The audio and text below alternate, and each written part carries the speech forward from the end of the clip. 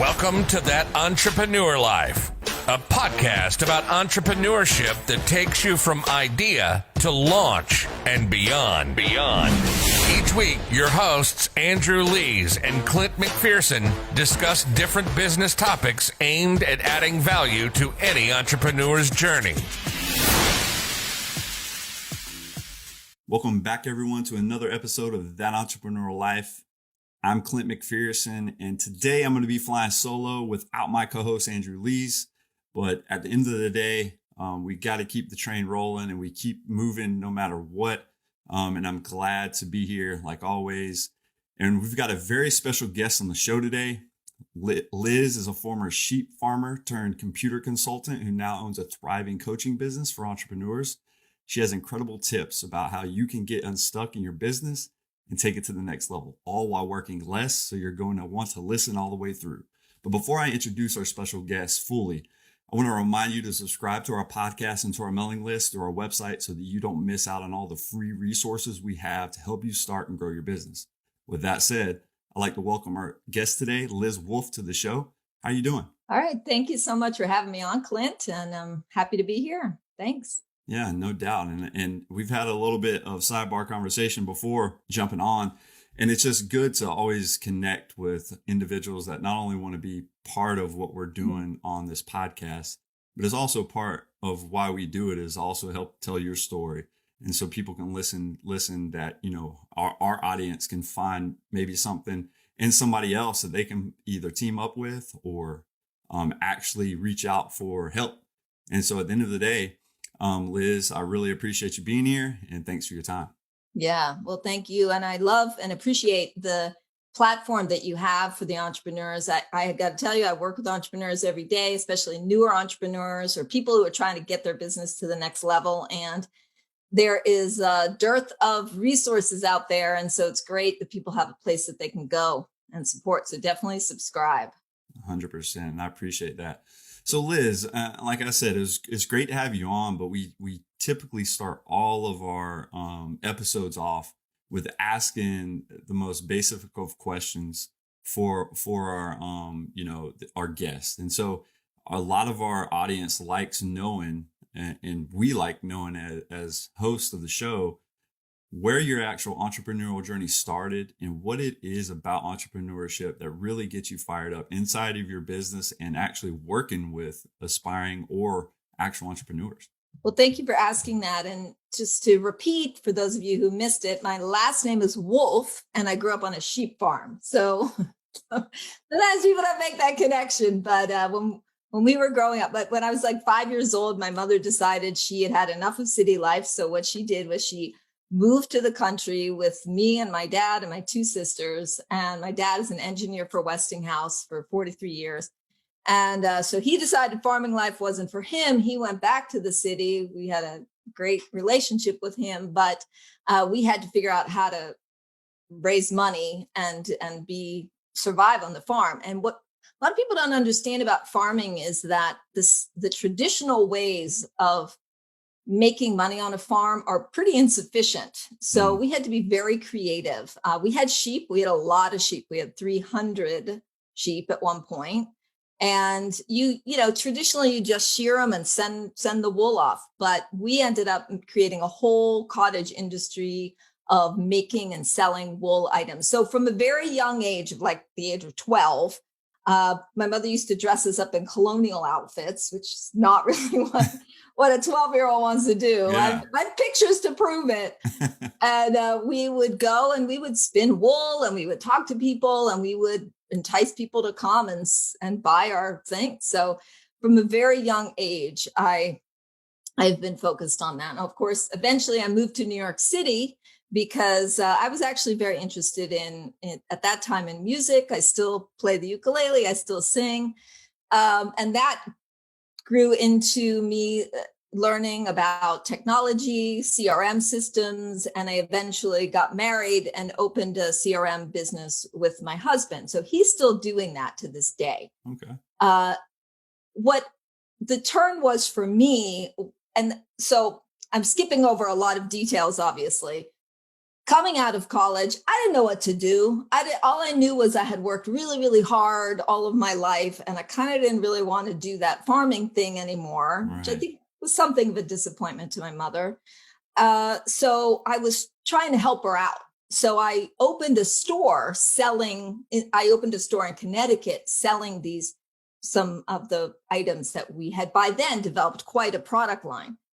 And I had no idea how to run a business. I had it wasn't authentic for me. I was just trying to help my mom. And like within 9 months, it was like, crash.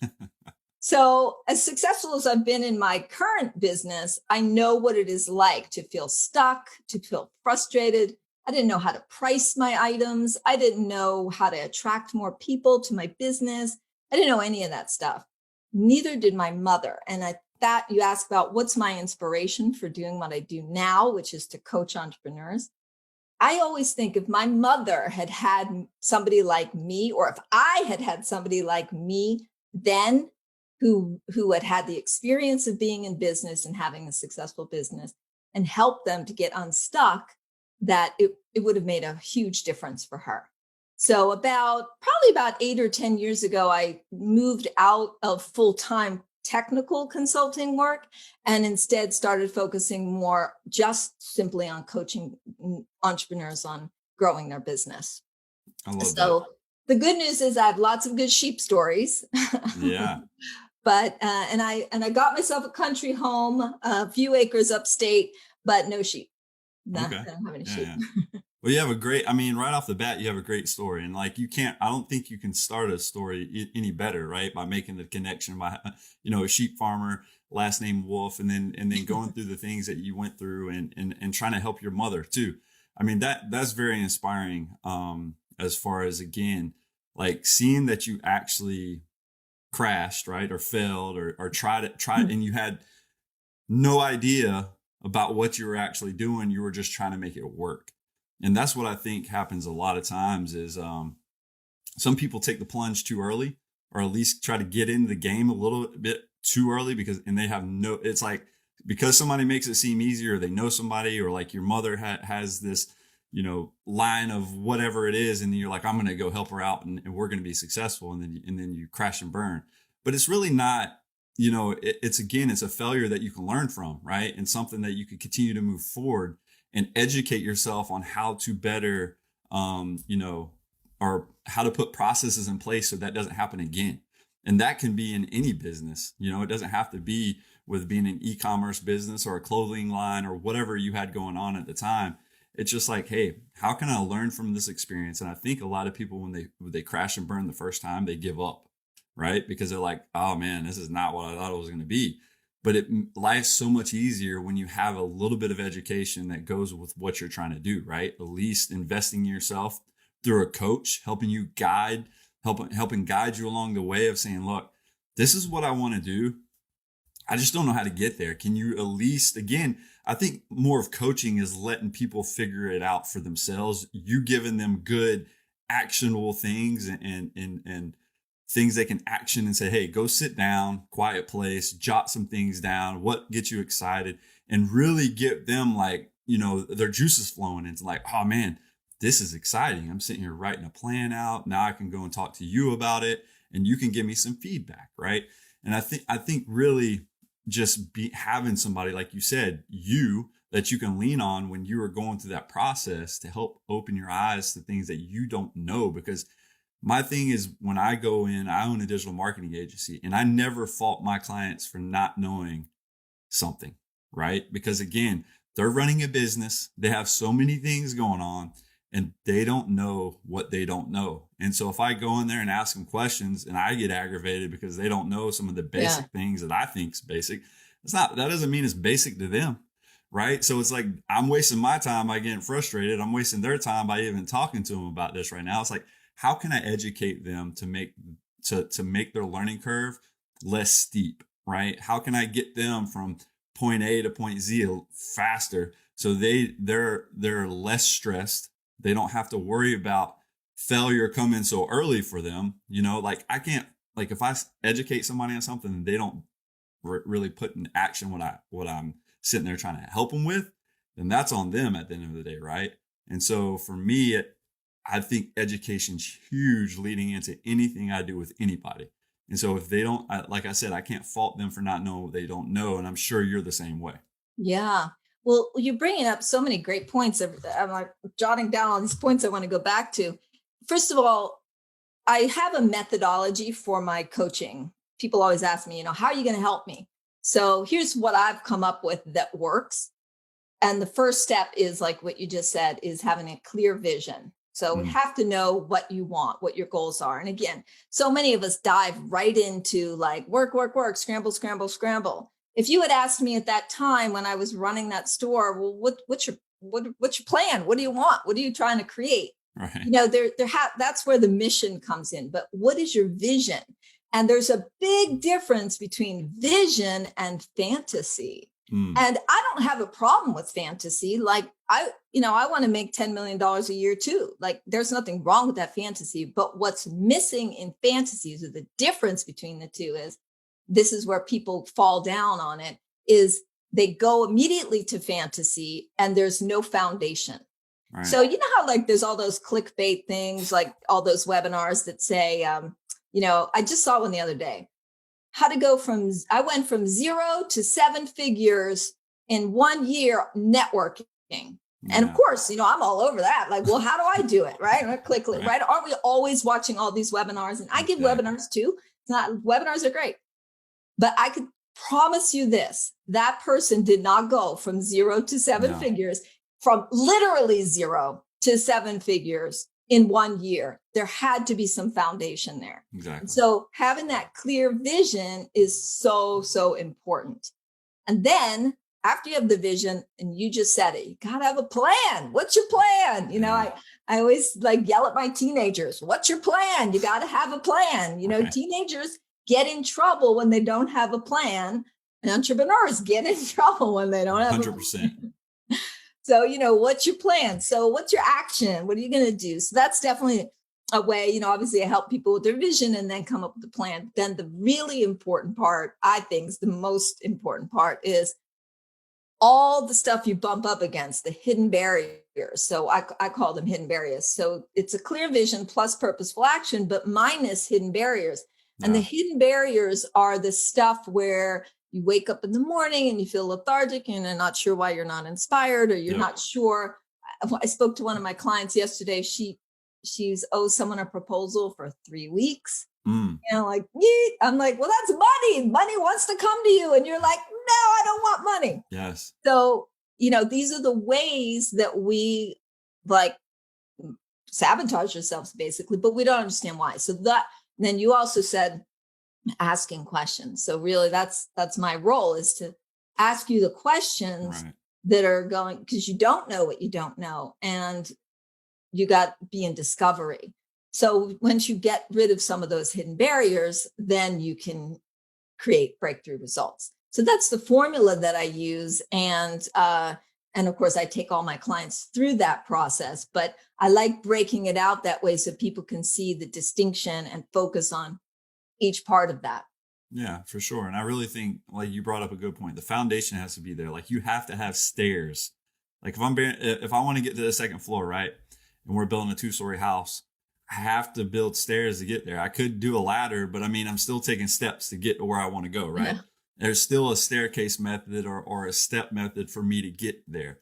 How do I get there? And then like you just mentioned about fantasy and actual reality, like, we all want the Lamborghini, or to be taking the video by this and having all this money, or working on the beach while we're making money and not actually working, right? It's like they have these illusions from these webinars. Like you said, it's like, I call it the shiny object syndrome, right? We're following like, what's the easiest way for me to get to this? Instead of saying, okay, this path's not going to be easy as an entrepreneur. I got to know there's obstacles, right? Like you said, that they're hidden things that get in your way, but those are obstacles and clutter that you got to learn how to push through and continue to move forward. And my thing is if that foundation is there and you know the steps you need to take because you planned, you will eventually get there. But you also got to know exactly what makes you tick, what gets you motivated, what is the time of day is very important, right? Like, when am I most effective? Some people can't work for 10 hours a day, and because again, you're only effective for a certain amount of time during that period. Like, if you go to somebody and watch, and if you film, like, my wife works in the corporate world, I guarantee if I filmed her working for a day, she's sitting there knocking things out, and maybe her 10-hour day is really like a 4-hour day of hard work, and everything else is putting out fires, talking to this employee or doing that. And it's not real. It's like, why? I think the system's broken to a certain degree. It's like, because again, the longer you work, the less effective you are over that certain period of time. Because again, you can only focus for so long without getting, before you get tired, before you're hungry, before you need to take a break. Right. And so your mind starts shutting down. And so I just thought, when I was in the military, it was one of those things. I always had a set time. I knew when I was going to plan a mission, this is the time I'm going to do it, because my mind is like completely focused right now. I can knock it out. I know what we're going to do in 2 days, so I can rehearse with my team. I can rehearse with my platoon and make sure that at the end of the day, I'm doing my job and bringing everybody home, And so that's my way of how I approach it. And I really love that you brought the foundation point into it, because it's really, really important to at least start with a foundation, or at least coming up with that plan, so you know how you're going to get from point A to point B. Yeah. The other thing about that is that when you're in action, you don't realize what makes you tired. And part of what makes you tired is those hidden barriers that just slow you down. And I always tell my clients that there's two values to being in action. There's the obvious one that everybody talks about, which is, if you don't do anything, nothing's going to happen. Like, my friend and I have we have a joke between us. She's like, well, it's funny. When I don't do things, things don't get done. We're like, yeah. There you go. Yeah, how did that happen? I didn't do it, and it didn't get done. Geez. Right. So when you don't do things, things don't get done. That's number one, obvious. But if you're not doing it, we got to figure out why you're not doing it. So it could be during the day, when are you motivated? What motivates you? All those things. Also, the value, I think, the other value of setting goals and getting into action is that you will bump into those hidden barriers. Exactly. And because here's the deal. We all know what to do. Everybody could be in top physical condition. We could all be, multimillionaires. We all know. I've never spoken to someone who said to me, I don't know what to do at all. Right. They may not be doing it, but they know what to do. So the value of doing it is saying, okay, if at the end of that, so my clients will come back to me. I talk to people every 2 weeks. At the end of 2 weeks, they'll say, and I keep track. So I say, well, you said you were going to send out that proposal. And then she said, no, I didn't do that. So it was 1 week. Now it's 3 weeks. And I'm like, okay, I'm not going to just have you put that on your goal list again. Right. Because if you didn't do it for 3 weeks, you're not going to do it in 5 weeks. You're just not. So that's when we have to get into the conversation. Well, what is it about that? And it turns out there's a bunch of things in there. So one of the tricks that I tell people when you're procrastinating, or when you're finding that you're not taking action, is instead of saying what everybody says, which drives me crazy, I just have to do it. If you just had to do it, you would just do it already. Like, sometimes you just have to do it, but sometimes you just were supposed to do it and you didn't do it. So things get done if you're not doing it. So I say, instead of saying all the other stuff like, it's because I'm not disciplined, or I'm not focused, or I'm lazy, or I don't know what to do, or all that stuff, take all that away. And then I say, what am I resisting right now? What is the main resistance I have to this? And anytime I've ever asked anybody that question, and they've truthfully, authentically thought about it, they can identify what they're resisting. And yesterday, when I was talking to that client about that proposal, she's like, well, the truth is, I think I'm charging too little, and I don't want to give them the proposal until I figure, okay, now we know what to work on. You got money concerns, and you're afraid to raise your prices. That's a whole different conversation than why didn't you just do it by now? Exactly. And now we can get into a whole different conversation. So that's where it comes in really valuable. valuable to set those goals and get into action. And then check in with yourself. What am I resisting? Why am I not doing this? Yeah. Getting down to the root of the problem, is always a little bit deeper than initially on the out. Initially we might connect it to something else in our mind. But when you start asking questions like a coach, like, you know the layers to pull back, right? Because you're like, okay, you're not charging this client. So there has to be there are several reasons that this can be. So let's really get down to why this is. And so right, the failure of not, or the being in a place of not knowing your worth or the job at hand and not being able to put a price tag on that, or the fear of failure, right? Failing at the end of the day, or the fear of success. I mean, those are things that can pull at all of us as entrepreneurs or individual business owners that really, get us struggling. And with that, and I know we've talked about several things right now, but what's the number one reason you see people getting stuck in business? And then on top of that, what's one tactic or if you have a procedure that you go through to help them get unstuck? Great question. And thank you for asking that. So I think that if I ask the question, what do you think, if I were to ask anybody, like an entrepreneur person who's out there working, right? If I were to say, what do you think the 3 most important things are that you can do to get your business going? They would say probably these 3 things. They would say, you got to work really hard / be really disciplined and focused, and have good time management. So that's one. Okay. Another one is you got to get to know the right people somehow. You got to get out there. You got to network. You got to connect with the right people. And the third one, which I see a lot in with the people I'm coaching, because I happen to coach a lot of also other coaches and things, there's a lot about credentialing. You have to get educated or get experience. Like I can't charge more because I've only been doing this for a year. I had one client who was like, well, I don't know. I never got any results. How do I tell people what results they're going to get? I'm like, okay, because she's like, I'm not experienced. I'm just starting out. Now, I don't ever buy that from anyone that they don't have those results. I know they do. It's like building a resume. You always have things you can put on it. So I say to people, working hard / time management, discipline, focus, getting to know the right people is helpful. And, you need to have some knowledge and expertise. Yeah. Those are really good tools in your entrepreneurial toolbox. But there's a big problem with all 3 of those. And the big problem is that if you aren't disciplined or focused, if you don't know the right people, or you don't have the experience or credentials, then you feel like, oh, I'm stuck. I got to work harder at being disciplined, or I got to go to a million networking events, or I got to take 5 credentialing programs, or, I've taken 3 $10,000 programs. And I always tell people, I took those $10,000 programs so you don't have to, because I know you don't have to take them. Okay.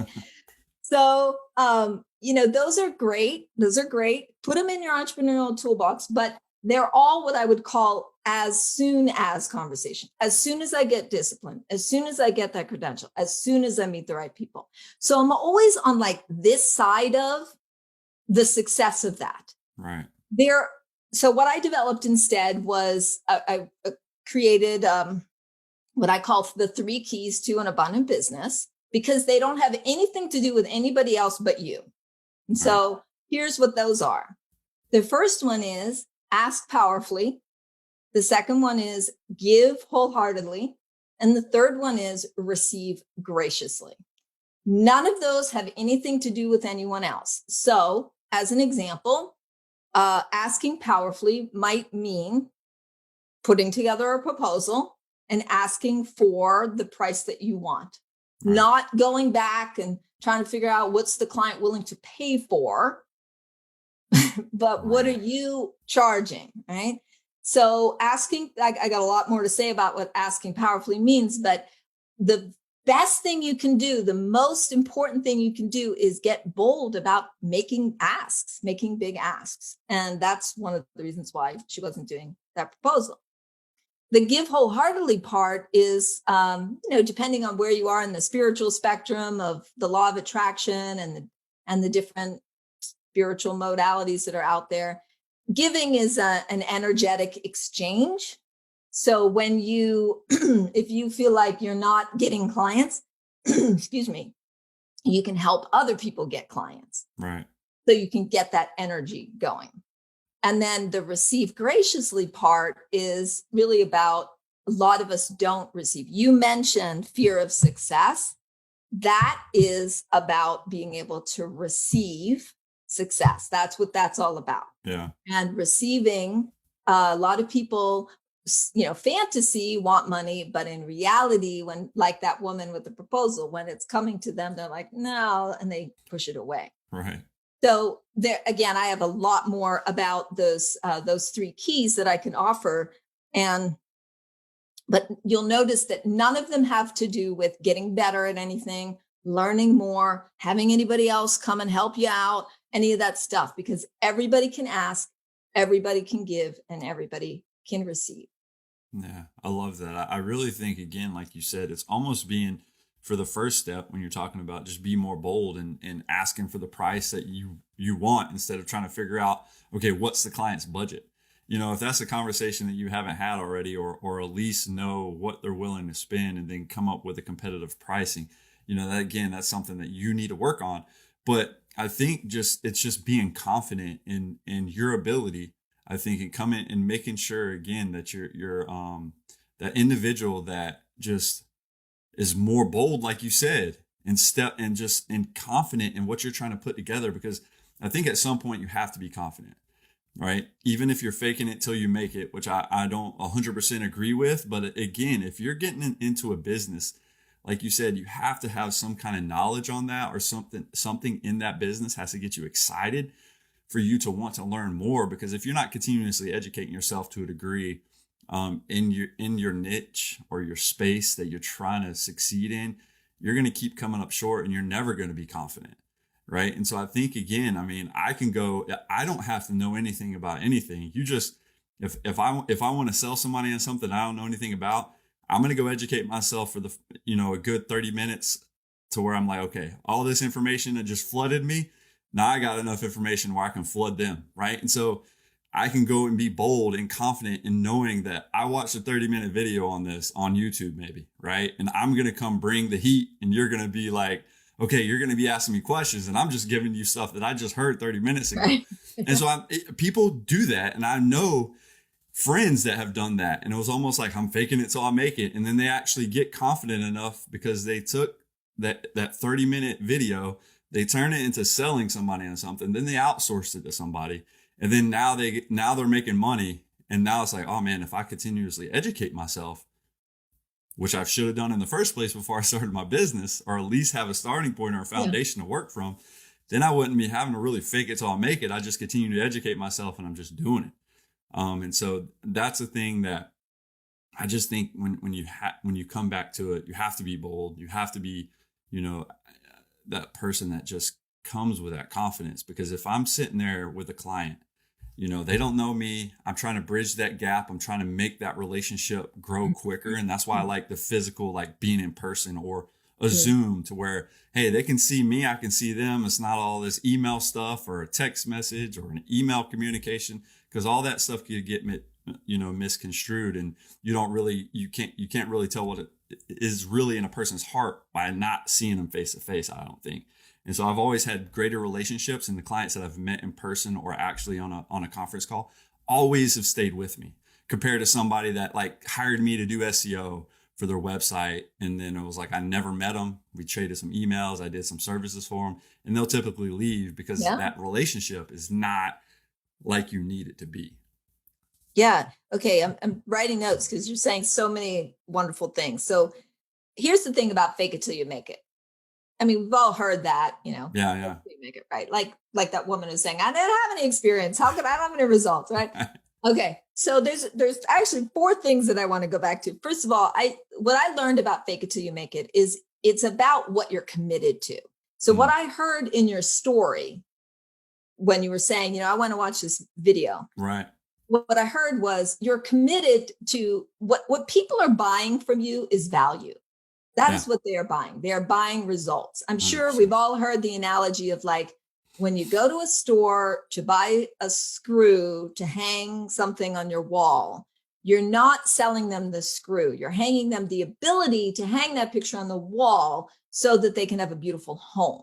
Right. See, that's the vision, a beautiful home. That's why they need the screw that's the right size. So if you just look at it like, I'm going to sell you the screw that's the right size, they're going to be like, that's boring. I'm out of here. But if they see the value, like they can see the vision through, and that's why the vision's so important.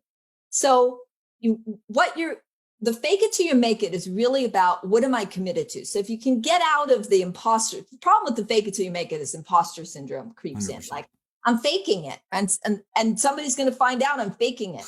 Right. But if you say, I don't know, to yourself, you're not going to say this to them. You're going to say to yourself, I don't know, but I'm committed to creating value for this person. Right. What can I do to create value? I could educate myself. I could watch a video. I could ask questions. I can find out if I'm even a fit. What's their problem? There's so many things you can do before you even get to the solution. Right. And find out what would be valuable to him. That's the key to selling. And then the other thing you brought up, which is the relationship. Nobody makes sales calls anymore. I say that, like, make a sales call. Nobody does that. Yeah. Unfortunately, but that is how you make.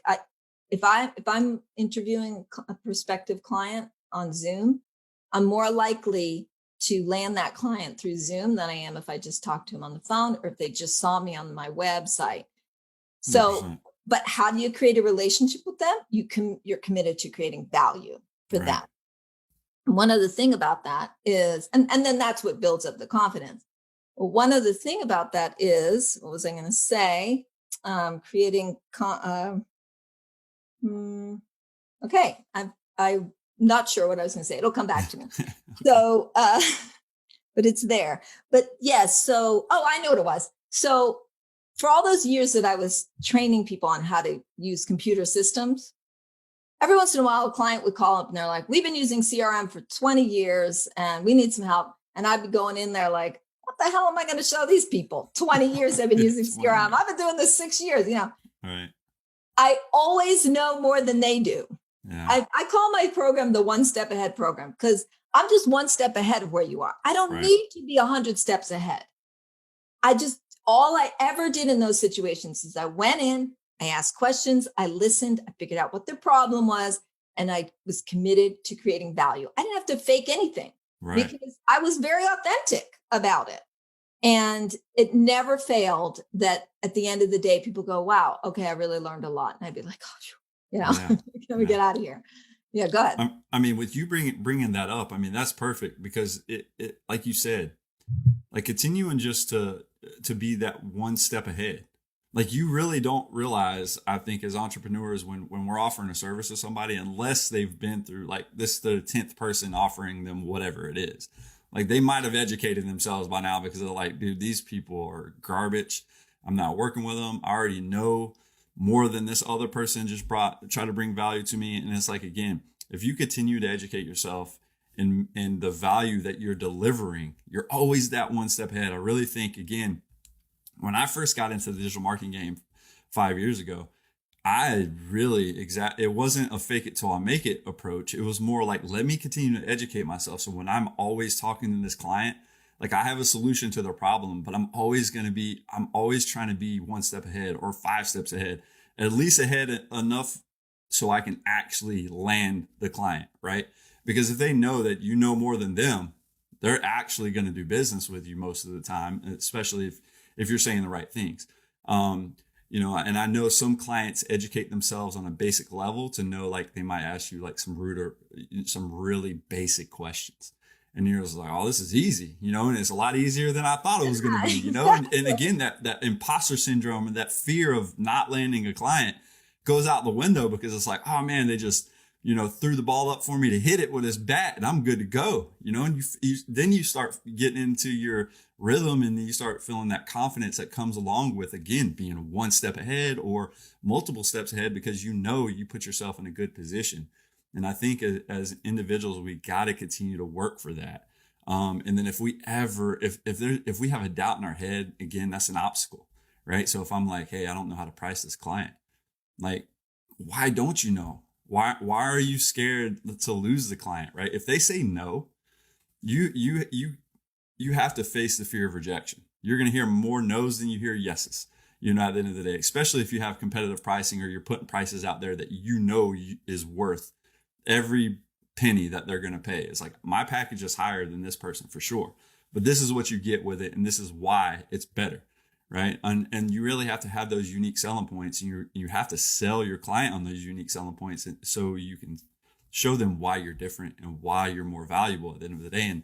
And I really think sticking to your prices instead of adjusting for this and that, because hey, you start now you're opening a can of worms, and you're just like, you don't know how to close that can of worms, So yeah, and pricing is a whole other we could have a whole other conversation about on that. But I do want to go back to something you actually said earlier about, knowing that you're worth it. I want to say, I know that's a very common way of describing, justifying your pricing. Like, well, I'm worth it. I think that's only temporarily helpful, to be honest. I'm going to tell you a fact. Nobody gives you money because you deserve it. Oh, 100%. Or are worth it, right? They don't care about that. They're only giving you money because they think you can solve their problem. Right. And why do they think you can solve their problem? Because you've created that relationship with them and you've delivered value for them, or they see that you can solve their problem. So if you want to say, here's my point. You don't ever have to justify anything. Yeah. You don't have to justify how much you don't have to say, well, I'm worth it, so I'm going to justify it. All you have to do is say, this is my pricing. And then you can go to the market, and sometimes people will buy it and sometimes they won't. So right. What you just said about how does your system work? You have to be able to explain to people, how does your system work? How is it that you're going to be able to help people? Right. And then you got to learn from them what their problem is, because they're not going to buy. They're going to buy from you if they think you can help them. That's the bottom line. Not because 100%. They're like, you know what, he seems like a nice guy and he deserves it, so let me give him. Not. And so what I was saying is really convincing yourself, right, with the people that are struggling with, how do I price this? Is like, at the end of the day, you got to tell yourself you're worth it, right? You have to. Like, I'm getting up every day because everything I've built is this is the pricing structure that I came up with, and I got to stick to it, right? I'm not justifying to my clients, this is why I do this, right? But at the end of the day, it's more like, I have a unique selling point, so I come at them from that angle, right? And it's not really, I'm justifying my prices, but this is the reason, in my mind, this is why I do it. So it's easier for me to sell somebody, because again, my angle and my methods are going to be different than some of the people they've used in the past, for sure. And so I really think, again, coming full circle with just educating your clients, right, on why your solution is better at the end of the day. Yeah, this goes back to the asking powerfully or the asking boldly, which is that literally, I did one webinar once, and I loved the guy. I don't remember what his name was, but I still remember him looking. It was a chat webinar, so I wasn't able to. He didn't see me, but I asked a question like, well, how do you ask a price that high? Or where'd you get that price or something? And he looked directly in the camera. He was just like, I just made it up. I just said, that's the price. Right. And I just really liked him. I didn't end up working with him, but I was just like, yeah, I just said that was the price. And that's what asking powerfully is. It's saying, this is the price. Yeah. And then you got to, sometimes you got to do the market research, but I could tell you there are coaches that are charging $50 an hour, and there are coaches that are charging $10,000 an hour. Oh, 100%. So there's no right price. Right. At all. So asking powerfully means boldly just putting down what your price is and asking for it. And then you mentioned too, you're not bringing it down to accommodate. We're not here to solve other people's money problems. Exactly. That's not why we're here. Another client of mine was doing a sliding scale for a $35 to $55 workshop. And I was like, okay, if the people that are coming can't pay $55, they can't hire you. Right. Why are we opening the door? I'm not do a lot of free stuff for people, give value. That's content marketing, do that. But if somebody can't go from 35 to 55, Right. then they're probably not your client. And she Exactly. said, okay, she was like, all right, I want to do it. She put it at 55 for this workshop, and she sold out in 3 days, 20 people immediately. Now she's got this waiting list. And she could, I guarantee you at least half of those people would have said, well, I'll pick the 35. Right. And why wouldn't they? Of course they're going to pick the 35. Especially if you give them the option. Right. 100%. I mean, look, she could have done the 75, 55, right? But like when you give people option, you like you have to stick to a price. Like just go to one price. And again, like you just said, which is perfect. If they can't afford the $55, like that's not your target audience anyways, or that's not the people you want to do business with. Because again, I owning a small business and working with small business owners, I made that mistake early on and having those price fluctuations from time to time. And I was like, this is not working. This is terrible. Like I'm doing the same amount of work and getting paid less over here than over here because I'm trying to help this client out. And then this client, because I'm giving them such a low price, and then I'm trying to, like, when they come back and ask for something lower, and I'm like, look, I'm already head over heels with what I'm kind of doing right now and trying to stay above the water and really break even right now because I've really messed myself up. And then like, well, I found somebody else that can do it for this. And it's like, well, good luck, like have fun with that because I can't go any lower. And you don't want to be in that game. That is a game that you are going to continuously coming up for air underwater. You're just like, just trying to survive. And no, forget about it. That was not a way I wanted to work. And so and my thing was, hey, finding those prices, this is what it is. And if you can afford it, great. If you can't, we just, at the end of the day, it's just, you're not the right fit. Yeah. There was actually one of my clients who I was giving a discount to, and he decided he was complete at some point. I said, okay, what are you going to do now? He's like, well, I found this training. It was like a $5,000 training. I'm like, why am I giving you, everybody has a story like that. So Ever since then, I was just like, look, now that's not to say that we're trying to gyp people or be mean or any of that 100%. Stuff. But there's plenty of people out there that have money, and there's plenty of ways to provide value to people. Like I have a lot of free resources on my website. You can go there. I do free webinars. You can download stuff. You can do free trainings. There's all kinds of free stuff. First, because I want you to get a taste of what I do. So that's important. Right. We all know about freebies. We all know about that, the tripwires and all that. But at the end of the day, I have only a certain amount of resources and time available to commit to my clients. I have a pretty full client list. And I want to maximize that time. And the other thing we know about money is that the more people pay, the more committed they are. Yeah. And 100%. those people that are paying more, for the most part, the people that are paying more are the ones that are showing up every time they did the work. Yeah. And they understand the value that they're getting from you. That's the thing is like, again, when you can get your clients to value your value, right? It makes life much easier. And I think when we get so used to being abused, like again, when I was doing what I was doing, like just to stay afloat, I was like, okay, I'll do it because it's money. But then it was like, okay, I'm doing it. Now I'm losing money. Like, oh, what was I thinking? And again, I think as an entrepreneur, you can make those mistakes. I'm going to take this case or I'm going to take this, job or whatever, because it's green. And you got to stay. There's so many red flags that I started seeing that like you start noticing. You got to turn away and just break free of that stuff again, because you're going to bog yourself down. You're not going to progress anywhere. It's just going to be like this just cycle of endless, what am I doing? And Groundhog's Day in it. And you don't want to be there. I promise you that. Yeah, that is for sure. There's what I love, money is energy. And so the energy you put into it, I always tell people, it's like a dog. You got to take care of it. You got to feed it. You got to walk it. You got to love it. You can't just have it. If you don't want to do that, get a house plant. Yeah. Okay. And even then I don't water them. So, there's a lot of ways you could treat your business that way. Is it a house plant? Yeah. Is it a cat or is it a dog? Right. So, money's like a dog. You got to love it. You got to appreciate it. And you can't, it's going to be like, oh, that's it. And then it's going to say, well, I guess you don't want any money because you keep saying you don't want it. And that goes to the receiving graciously part. People say they want money. And I can tell you this from decades of research and personal experience.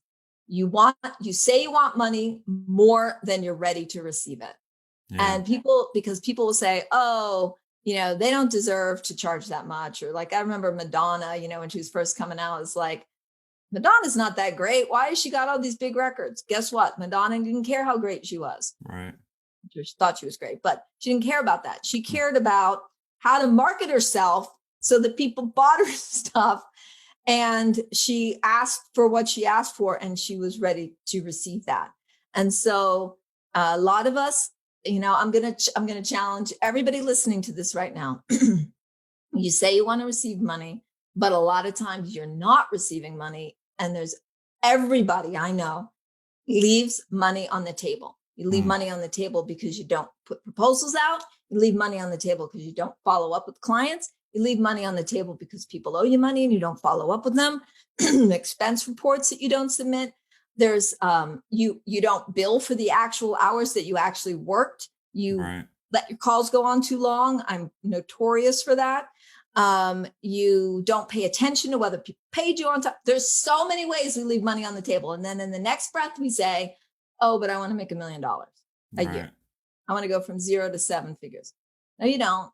And I'm saying that with pure love in my heart for you. And I say, no, you don't, because there's fear, there's hidden barriers in there that is keeping you from doing that. And so that's where practicing receiving, looking to where you can receive and going and watering those plants and feeding that dog is really going to make a difference for you. 100%. Love that.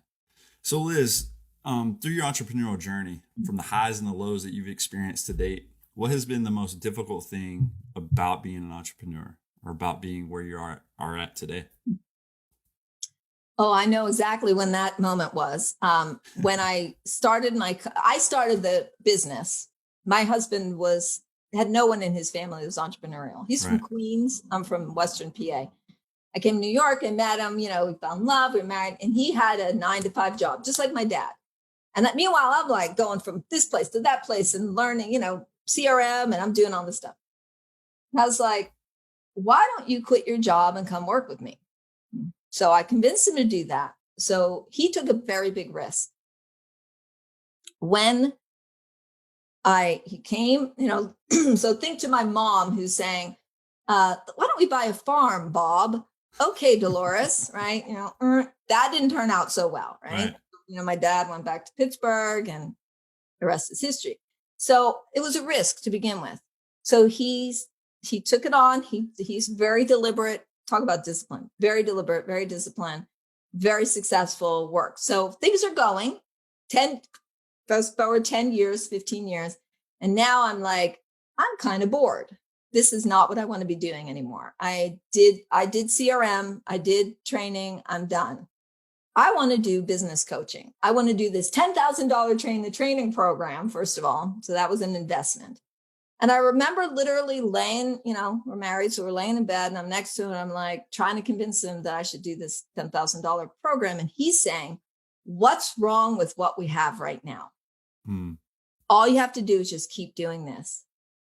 And I all the fears, like if I go off and do this, everybody in my family, including my 2 sisters, but right down to my generation, they're all divorced.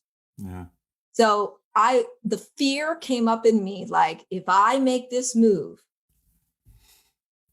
I'm putting my whole marriage at risk. Now I've got 2 kids. I've got a townhouse in New York. I got financial obligations. I got this country house. I got all this stuff, right?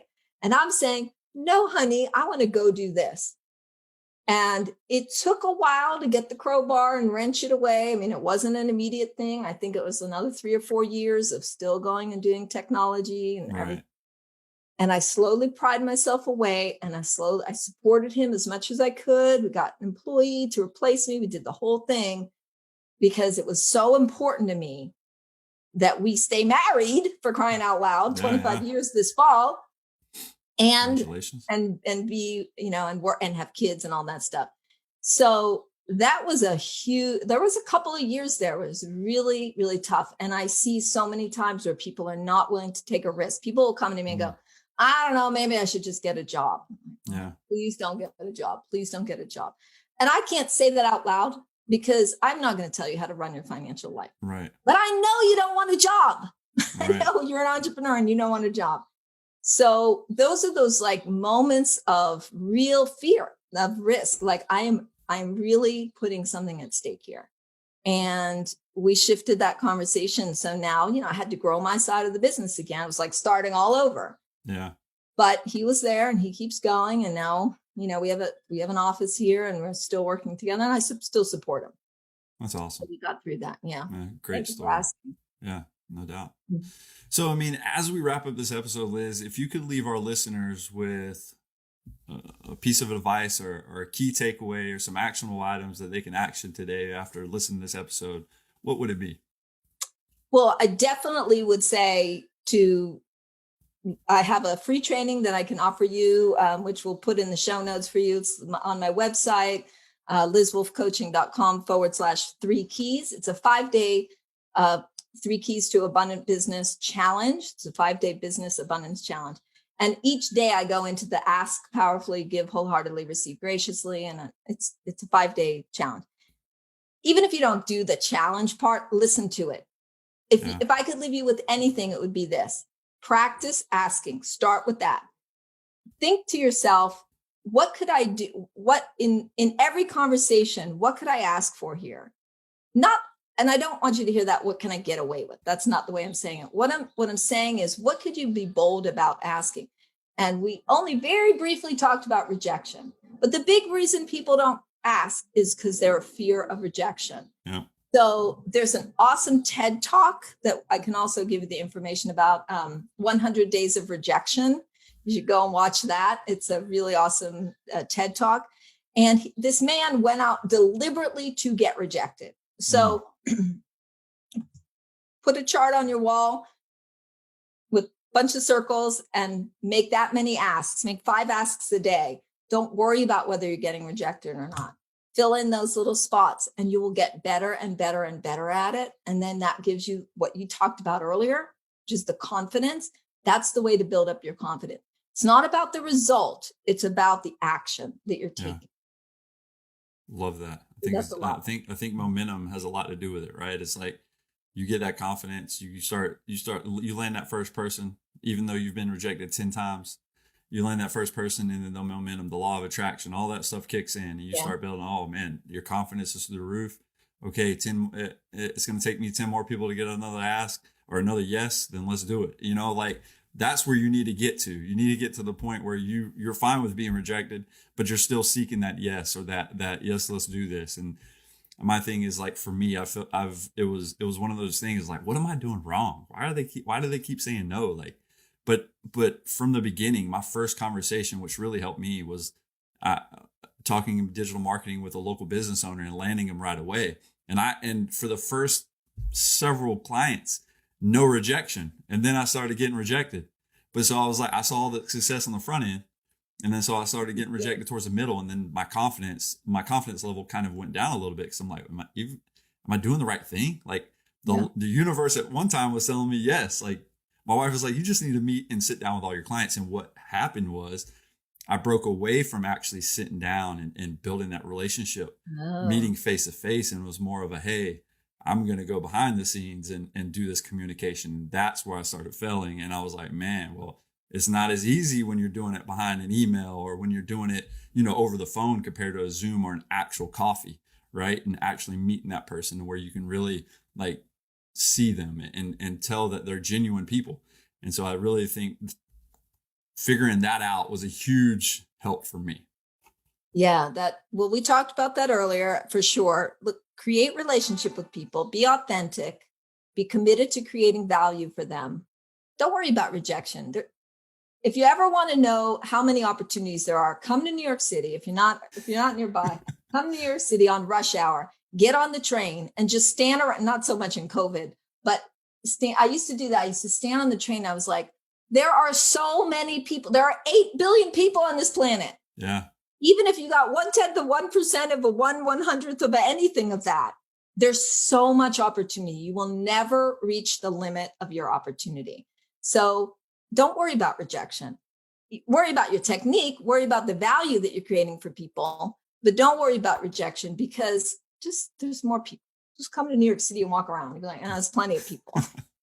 100%. Well, Liz, I think I can sit here and talk to you all day. Yes, thank you for joining me. That's a wrap for this episode. And if my co-host was on from the both of us, we want to thank you for taking the time out of your day to join us and adding value to what we're doing on our podcast.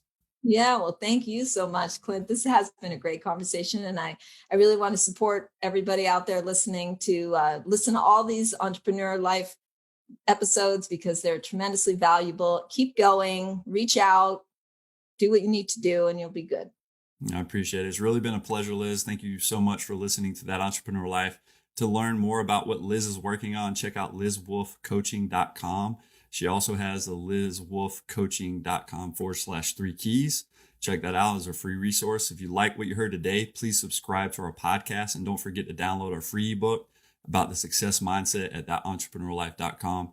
Thanks for continuing to support what we do as entrepreneurs, and don't forget to join us next week for another episode of That Entrepreneur Life. Thanks for listening to That Entrepreneur Life podcast. Be sure to visit thatentrepreneurlife.com to join the conversation, access our show notes, and discover our fantastic bonus content. Don't forget to join us next week for another episode as we continue to add value. Until next time.